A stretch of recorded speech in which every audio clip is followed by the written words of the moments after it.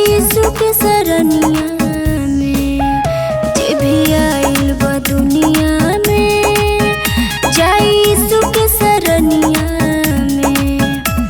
यीशु जी गगन में, यीशु जी कन कन में, यीशु जी गगन में, यीशु जी कन कन में, बसल बड़े पनिया में। जे भी आइल बा दुनिया में, जाई यीशु के सरनिया में। जे भी आइल बा दुनिया में, जाई यीशु के सरनिया में।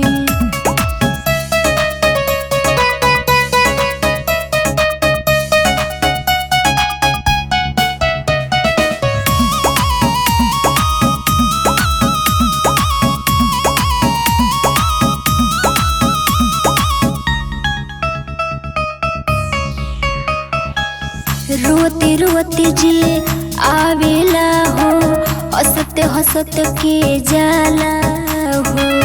भव से नैया पार हो जाला, खोले किस्मत के ताला हो।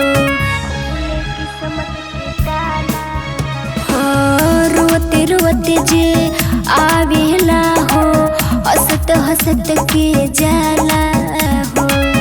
भव से नैया पार हो जाला, खोले किस्मत के ताला हो। यीशु के नाम साचा करेले सब अच्छा, यीशु के नाम साचा करेले सब अच्छा, न रोए जिंदगानिया में।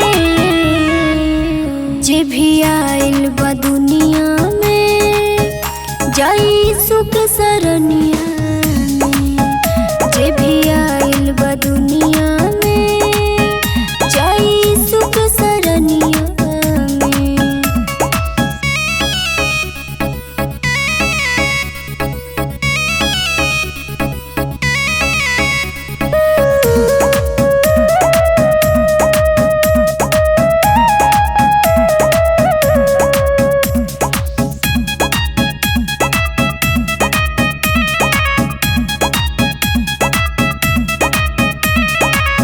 पिता समान प्रभु यीशु हमें, करेले सबका से प्यार हो।